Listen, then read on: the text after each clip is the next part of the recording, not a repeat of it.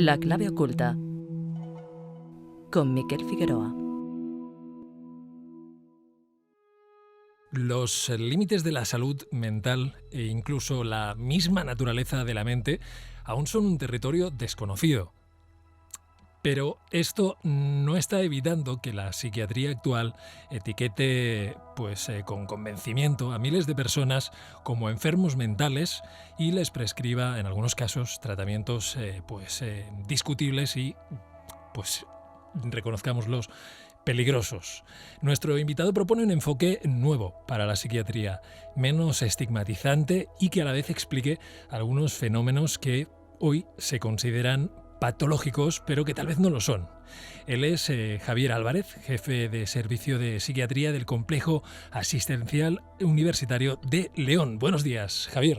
Buenos días, Miquel. Bueno, pues tengo aquí un dato, no sé si es cierto, 38 años atendiendo psiquiátricamente, ¿es así? Sí, ya se ha quedado un poco viejo, son 39 y medio, pero sí. Bueno, pues una persona que, lo digo porque para avisar, una persona con una trayectoria, además, como digo, jefe del Servicio de Psiquiatría del Complejo Asistencial Universitario de León, una persona con una trayectoria, una persona que sabe de lo que habla, pero que está proponiendo una cosa un poco chocante. Enseguida vamos por ello, pero te quería preguntar otro dato, algo que he oído, que te he oído decir a ti y que a lo mejor tiene que ver con lo que estaba yo comentando al principio, ¿no? El tema de que los límites de la salud mental, incluso en la misma naturaleza de la mente, tenemos que reconocer que es algo un poco inhóspito aún.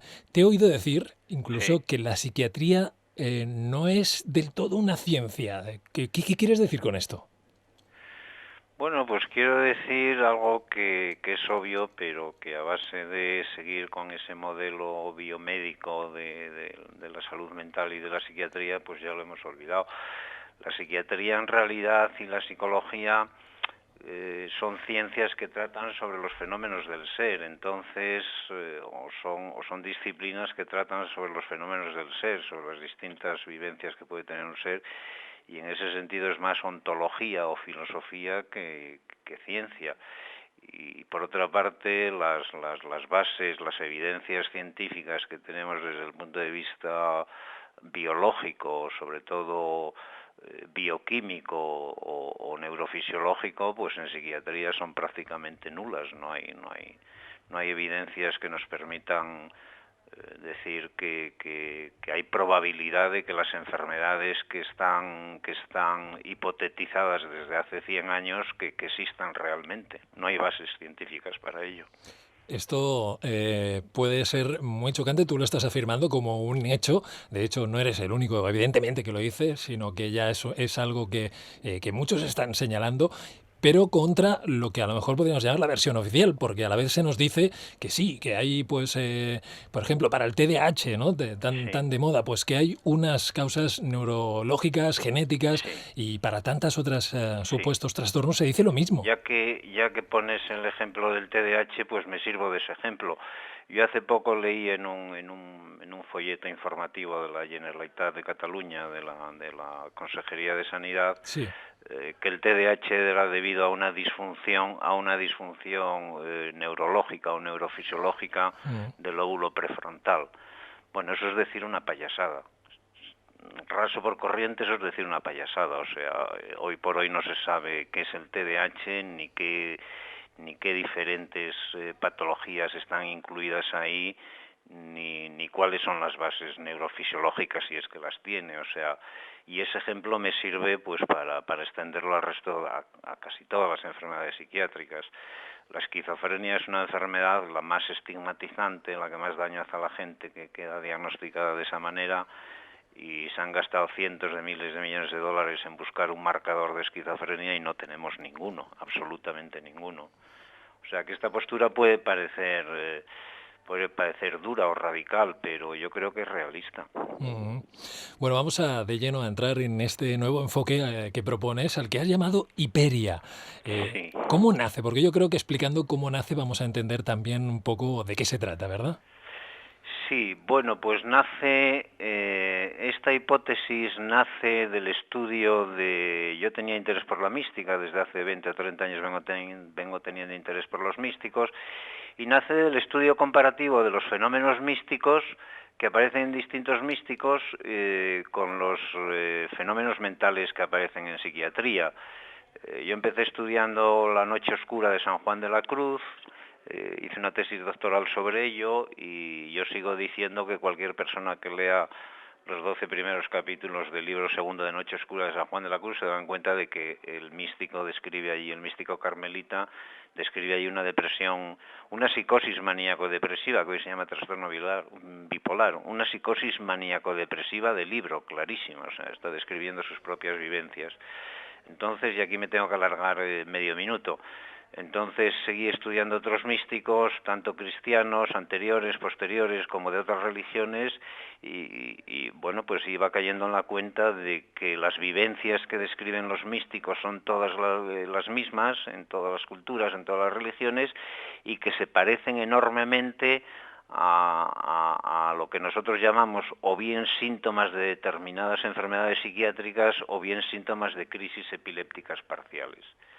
Entonces, a partir de ahí, pues elaboro la hipótesis con otros datos más que ahora me cuesta resumir mucho. Por ejemplo, esas vivencias son las mismas que producen en todos nosotros los tóxicos, las drogas.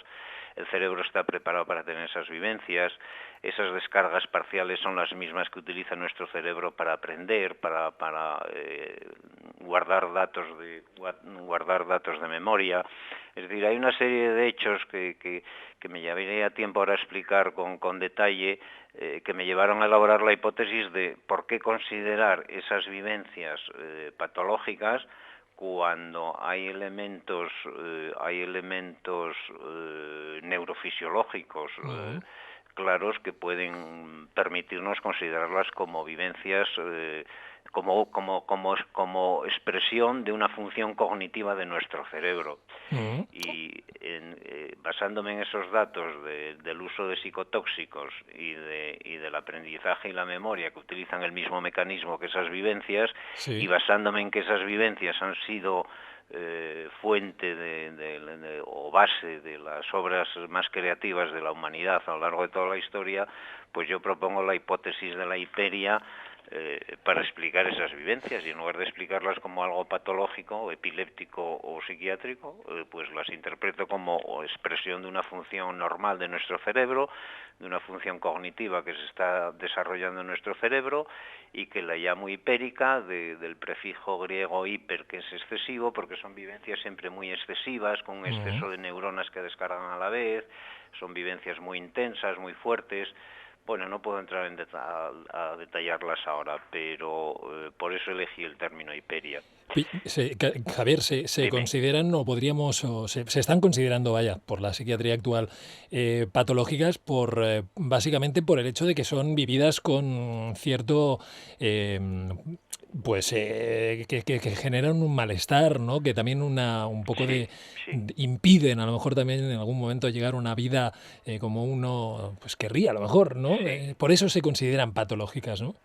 Sí, en realidad para que se pueda hacer un diagnóstico psiquiátrico, las vivencias que experimente el sujeto tienen que conllevar un deterioro de su funcionamiento profesional, social, familiar.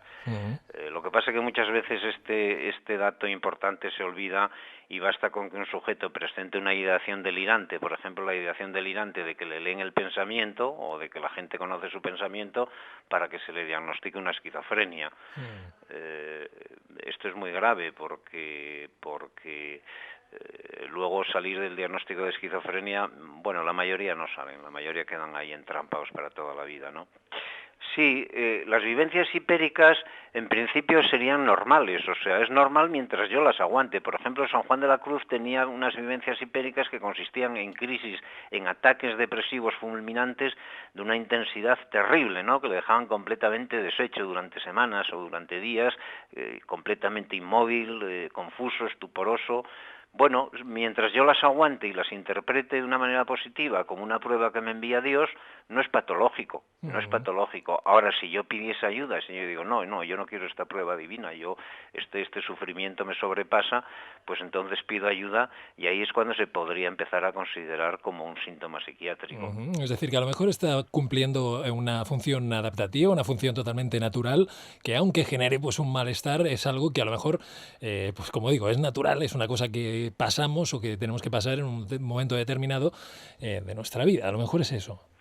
Yo lo veo así, yo lo concibo así. De hecho, bueno, y no solo los místicos, en esas obras en esos trabajos de investigación que te decía antes, yo he repasado luego los trabajos o las creaciones de pintores, de literatos, de músicos, en general todas las personas geniales, todos los grandes creadores, incluso filósofos, científicos, en general. Estoy pensando en Einstein, por ejemplo, que tenía estas vivencias y tenía esas vivencias psicopatológicas y además tenía esas creencias místicas, ¿no? Todos los grandes creadores de la humanidad han tenido vivencias de ese tipo que les han sido fuente de inspiración o de enseñanza y que han sacado de ellas un elemento positivo. Yo hipotetizo que es una función del cerebro, porque todas esas vivencias conllevan hay un rasgo muy definitorio, muy evidente, que es la impresión de clarividencia. Cuando tienes una descarga de esas en el cerebro, sí, lo que vivencies, sea agradable o desagradable, positivo o negativo, siempre tiene una intensidad de clarividencia. O sea, esto es irrefutable. Esto que estoy vivenciando ahora es seguro al 100%. Porque yo, por ejemplo, Javier, si Sí. yo estoy en mi casa y estoy en un momento determinado hablando con alguien Sí. y de repente tengo un vislumbre de que esa persona y yo hemos conectado por un momento a la hora de hablar, hemos conectado de una manera que va más allá de lo que yo puedo entender como normal, o que Sí. estoy en mi casa. Como comunicación verbal o sí. Una comunicación como que algo ha habido ahí, una especie de telepatía a lo mejor, o que he captado algo. Me alegra de que uses esa palabra de telepatía, porque es lo mismo. Es decir, todas estas vivencias clarividentes tienen un componente de telepatía, porque claro, cuando tú tienes tú ahora estás describiendo una vivencia puramente telepática, ¿no? Pero que también es clarividente, es decir, tienes la impresión de que eso es así, de que es cierto, ¿no? Claro. Pero todas las vivencias hipéricas, todas las vivencias clarividentes conllevan un elemento telepático, es decir, un elemento de hay otra mente por ahí, o hay una mente universal, o hay algo que está poniendo esto en mi cabeza. Es decir, mi mente individual se está poniendo en contacto con una mente superior o con la mente interpersonal de todos. Es decir, son vivencias clarividentes y al mismo tiempo telepáticas. Y ahí es donde yo insisto en que creo que es una vía de desarrollo de nuestro cerebro que está poniendo en marcha la comunicación, una comunicación diferente a la comunicación lógica, racional del lenguaje, una comunicación intuitiva, telepática y que va más allá de las leyes del tiempo y del espacio, sí, una comunicación diferente. Porque Javier, si yo con esto que me acaba de pasar, esto que yo he descrito, este ejemplo, yo voy a un psiquiatra, a lo mejor, y comienzo a explicarle esto, o le comento pues que sueño. Sí, tienes muchas rifas de... Mira, no me quiero alargar porque no es el tiempo que disponemos, pero hasta el año 2012 o 2013 que se aprobó el DSM-5, en el DSM-4, el Manual de Clasificación de Enfermedades Mentales de la APA, de la Asociación Americana de Psiquiatría, bastaba con esa idea que dices tú, una idea delirante de referencia, de control, lectura o comunicación del pensamiento, bastaba ese solo síntoma para que te hiciesen el diagnóstico de esquizofrenia. Bastaba solo ese síntoma. En el DSM-5 no, han obligado a añadir otro síntoma más. Vale. Tú me dices, si voy al psiquiatra con esto, si vas al psiquiatra con esto, el 90%, a poco que escarben allí un poquito y vean que encima estás angustiado y que no sé qué y no sé qué más, te van a diagnosticar una esquizofrenia. Y el diagnóstico de esquizofrenia es una cruz para toda la vida y es un tratamiento que te inhibe toda la motivación y toda la capacidad de actuar y de desear y de querer y de actuar que te deja planchado para toda la vida también el tratamiento en la mayoría de los casos. O sea, es que nos estamos enfrentando a un problema muy, muy, muy muy grave y como decía al principio, no hay un solo marcador biológico de esquizofrenia, ni neurofisiológico, ni farmacológico, ni histológico, ni bioquímico, ninguno. Entonces, ¿por qué yo? Porque diga que mi novia y yo somos capaces de comunicarnos el pensamiento sin necesidad de lenguaje a distancia. ¿Por qué por eso me van a diagnosticar una esquizofrenia? Esta es la idea de... Wow, porque eso explicaría, por ejemplo, a nosotros, de hecho, en este podcast acostumbramos a tratar temas un poco fronterizos.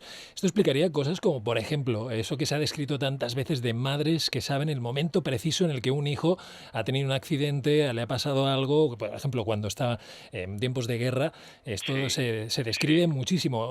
Cosas como esta podrían... O sea, explicaría... fíjate, yo no quiero ser pretencioso, ¿no? Porque además es una hipótesis que hoy por hoy prácticamente no la acepta nadie, ¿no? O sea que lejos de mí la petulancia, pero la hipótesis de la hipería explicaría de una manera neurofisiológica gran parte de lo que hasta ahora se viene llamando fenómenos psi o fenómenos parapsicológicos. Sí.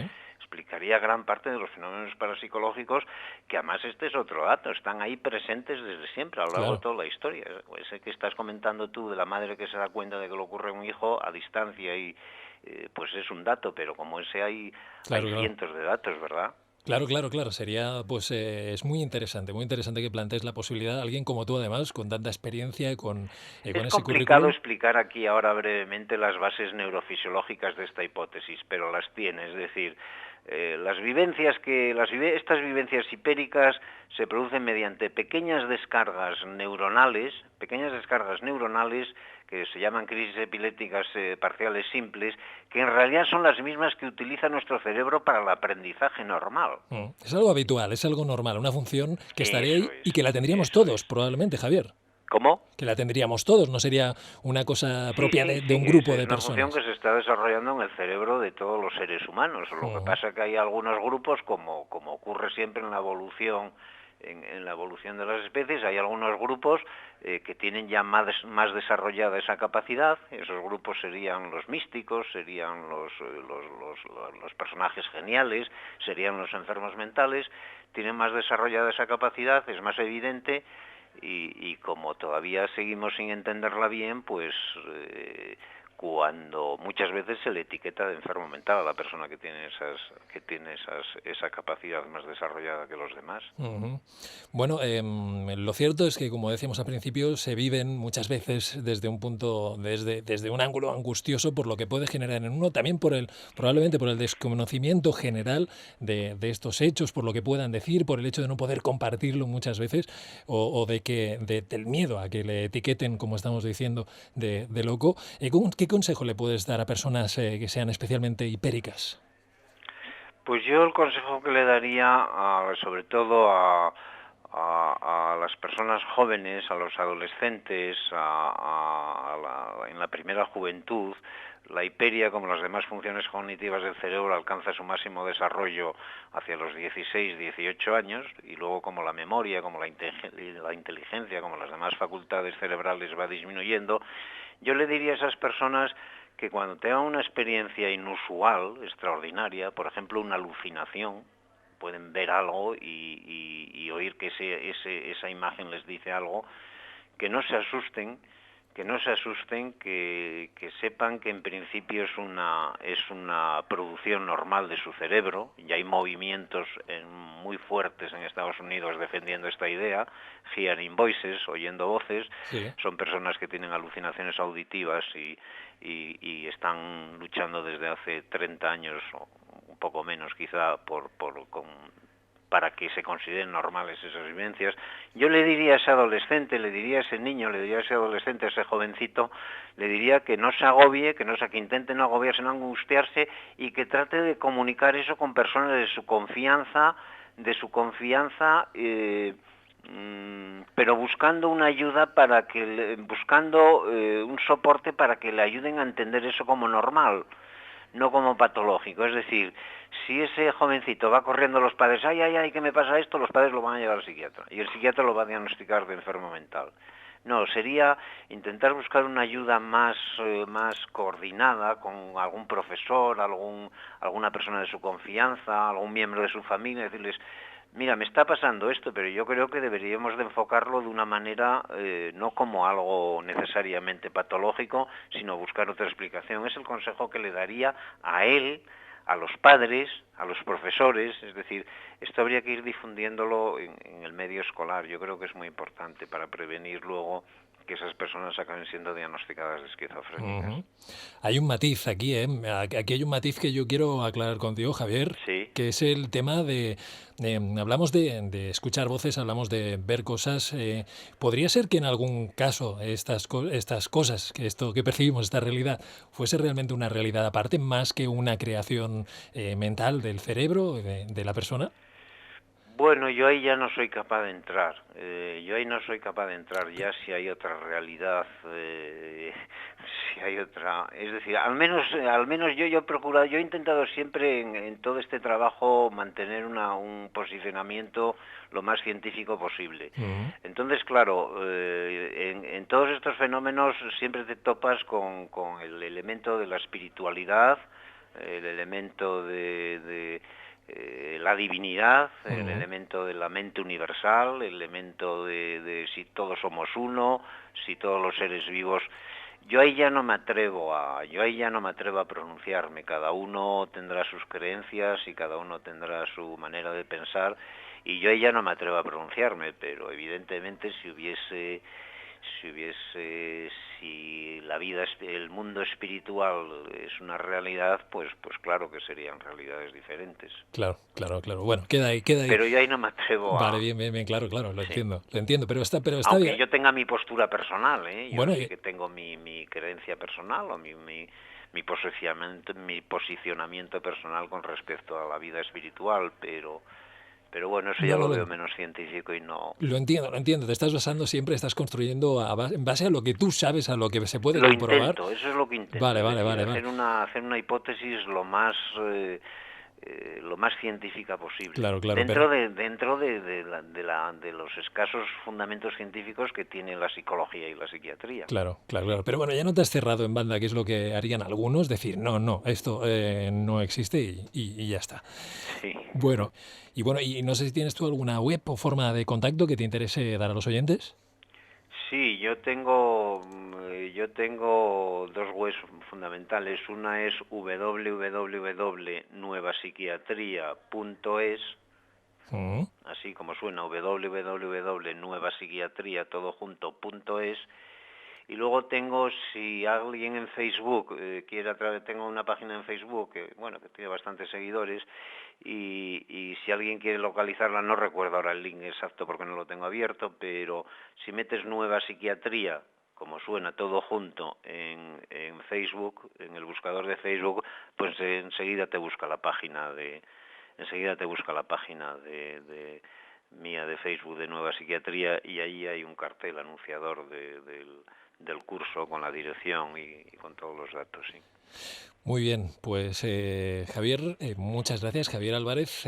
Un placer estar de tu lado, de alguna manera, en este largo camino probablemente, de reconducir la situación y para lo que quieras. Aquí estamos. Pues yo te lo agradezco mucho, Miquel, y es verdad, tenemos que estar todos es un trabajo de todos. Yo creo que es bueno que estemos todos del mismo lado y tratando de dar una mejor asistencia psiquiátrica o psicológica a las personas que hasta ahora se les está haciendo sufrir posiblemente sin necesidad. Yo también agradezco mucho tu apoyo y tu ponerte de este lado. Bueno, aquí estamos. Ojalá que te pueda ver en Barcelona. Sí, estaría muy bien vernos, sí, tanto que sí. Vale, muy bien. Un abrazo muy grande. Un abrazo igualmente. La clave oculta. Síguenos en Facebook, Twitter y en el blog del programa, laclaveoculta.blogspot.com.